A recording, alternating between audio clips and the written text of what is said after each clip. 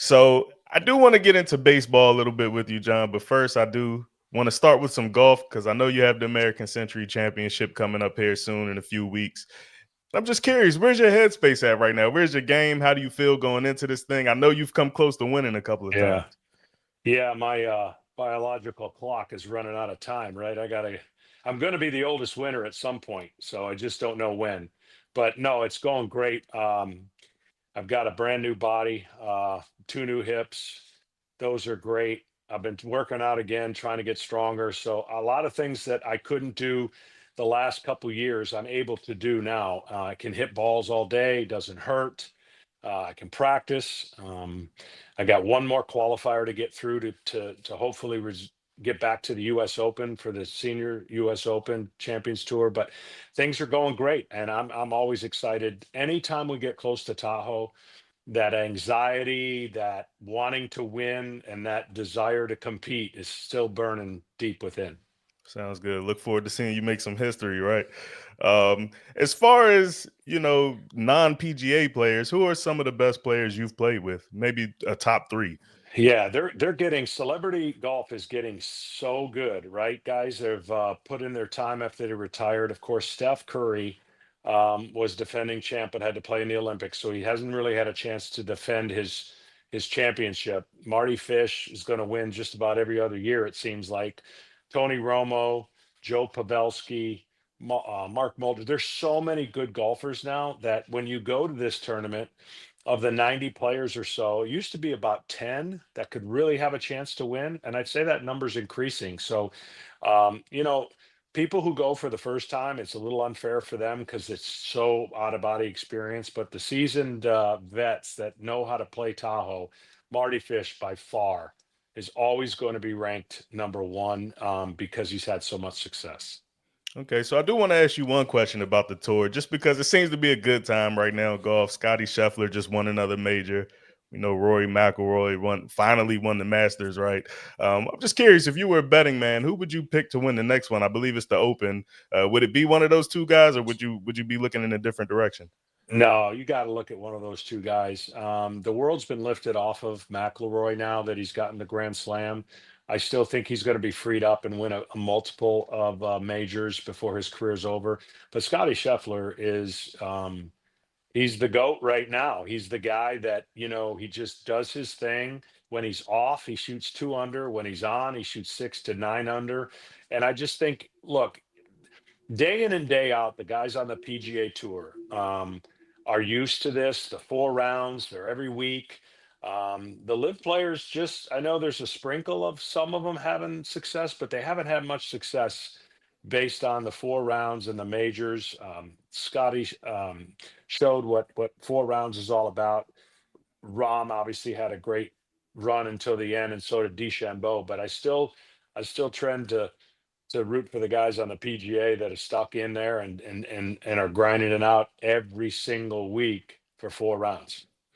Okay, so if I told you I've been locked into the NBA playoffs for the last month, haven't really locked in on baseball yet, what would you say were the top three storylines right now in the Major League Baseball season?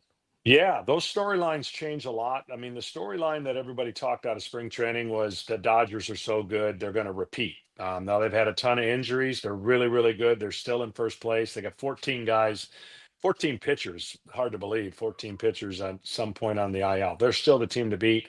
The Detroit Tigers are having an incredible start to what was an incredible run at the end of last year. I don't think many people expected them to have the best record in baseball a couple of years ago. I mean, a couple of days ago.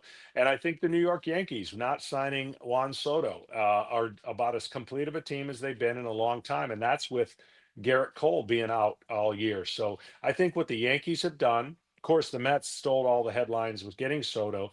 I think what the Yankees have done has put them in a great position to go back to defend the American League and possibly break their long run that they have now without winning a World Series.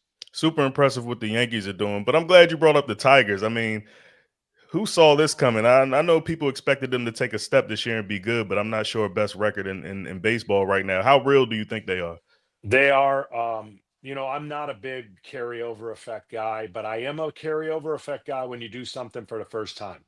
And what they did at the end of the year was so improbable, like 1.8% chance or less to make the playoffs, 30 games to go in the season. What they did has and will have a carryover effect for their team, because now it's not a flukish thing, right? If they would have started out 10 and 25, you could say, yeah, last year was a fluke. But now they have young, marketable players that are having really good years, and their pitching staff's been really, really good, and they have an experienced manager. So, look, that's where I'm from. I was a former Tiger. I got drafted. They've been down and out for a long time.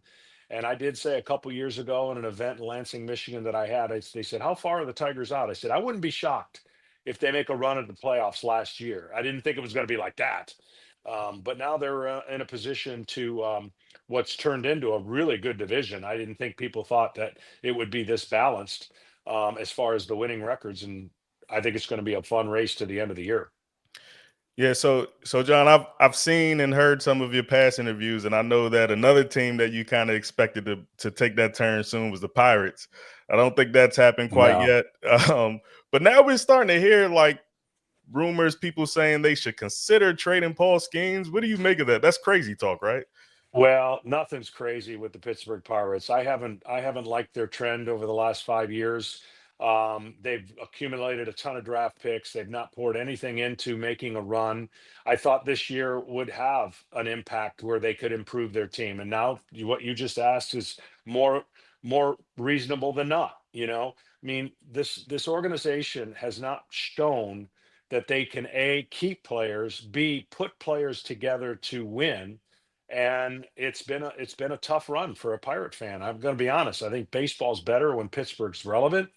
And for Paul Skenes to even think that he would go somewhere else right now it's inconceivable. But we all know the track record is he is going to be somewhere else at some point. He's not going to stay there. That they haven't shown any evidence that that's what they're going to do. Matter of fact, there's been some dominant pitchers around the league that have all started with the Pittsburgh Pirates. So it's unfortunate. Um, I've always maintained I want to see in the future a first half, second half schedule where you can compete for a first half playoff spot and a second half. That would change the model, I think, for the Pittsburgh Pirates. Over 162, they haven't proven they can compete.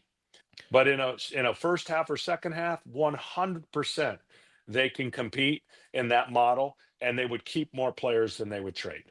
You might have just answered my next question, but I know the Braves prior to you coming on board weren't like doing that great, maybe the Right. previous decade or so. And then obviously, it took more than just one person. In your first couple of years there, they weren't good, but eventually that thing started to turn around. So I was curious if you saw any parallels there, and maybe Pirates fans could look to a situation like that to say, hey, this thing can turn around eventually. But if you aren't bringing the players, then I guess it doesn't matter. Well, that's what I thought. That's why I thought highly of them coming into this year with their pitching staff, but it hasn't materialized offensively. They haven't put it together, and they've gotten off to a really rough start. But I hope that doesn't change the direction of where they're going, because you can't keep shuffling the deck of having these draft picks and then not keeping them. You just can't. Your fan base won't stick in there. And I hate the model that analytics has turned everybody into believing that you just stink for 7 years, rebuild everything, and then that's your window of opportunity. That is not a good philosophy, but it's one that tricked fans into believing, because look how many teams have been stuck in that scenario for too long, and the fans are going, when are we going to get to the other side? When we beat Pittsburgh in 1992 in that epic game, I never dreamt that they would only be in two postseason games since 1992. I think that's the number. I think they played in two wild card games. Never thought that would ever be the case. And so, again, baseball's more relevant, more enjoyable when the Pittsburgh Pirates are in the mix. They got a great fan base in that city. It's a good sports city, and they got to start talking about something other than football. Yeah. So we talked about the Dodgers and all the injuries they're going through. I noticed they're only a game up on the Giants right now in their division.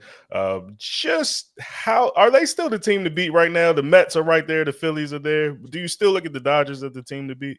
Absolutely. I just think their roster, that they've accumulated so many assets that they can afford some of these injuries, but they better figure it out soon. They better figure out how to keep guys healthy, because this is getting becoming a broken record for them. Even though they have like 10 starters on their staff, it's not going to work when you get to the postseason. What they did last year was almost heroic. And the way Dave Roberts manipulated that bullpen with only 2.5 starters was not a formula for success, but it was that year. You can't repeat that. That's just not repeatable in this game. So you've got to have your pitching staff in order. You've got to be healthy. And the team that's the healthiest at the end with those top three studs are going to run through and can beat the Dodgers. If the Dodgers don't have their top horses in postseason, it's hard to do what they did last year. Philadelphia is a complete team. The Mets are really good. The Braves have yet to hit their stride. The Cubs are really good this year. So there's some teams on the rise. And you mentioned the San Francisco Giants and the San Diego Padres. They're not waving no flag at all.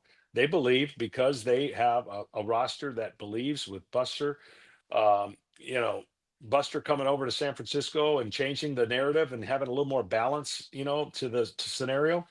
I think it can last longer than people are thinking that the San Francisco Giants are here for the long haul. All right, just a couple of more questions and then we'll wrap up. Are there any teams that have gotten off to a slow start that you think might make a second half run, or the reverse teams that have gotten off to a fast start that you don't necessarily see keeping it going? I'm thinking of a team like the Orioles. I'm a Maryland guy. They haven't Mm. necessarily been as good as people are thinking. I don't know if that's going to turn around, but is there a team like that that stands out to you? I mean, the Orioles would have the case if they could find pitching and get healthy again in the rotation because their offense is good enough. You just can't keep scoring 7, 8, 9 runs to win a game. I mean, it's demoralizing what's happened to them. Unfortunately, their manager had to pay the penalty. It wasn't his fault. They just didn't do a good job in the offseason getting their pitching together, and some of the signings just haven't worked. I think that the Texas Rangers are an interesting team because their pitching is so good. I don't know what happened to their offense. I just think they're stuck in neutral offensively right now. If they score at all, they're going to be a tough team to beat. Seattle, on the other side, has scored runs more than they have in the past. I think Seattle's the most dangerous team that could trend in the right direction if they keep scoring.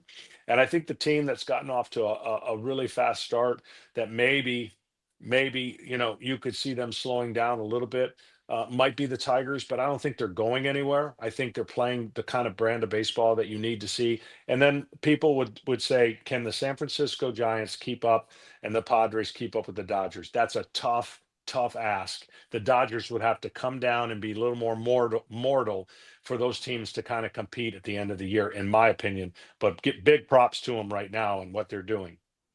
Thanks a lot, John. Really appreciate the time. My pleasure.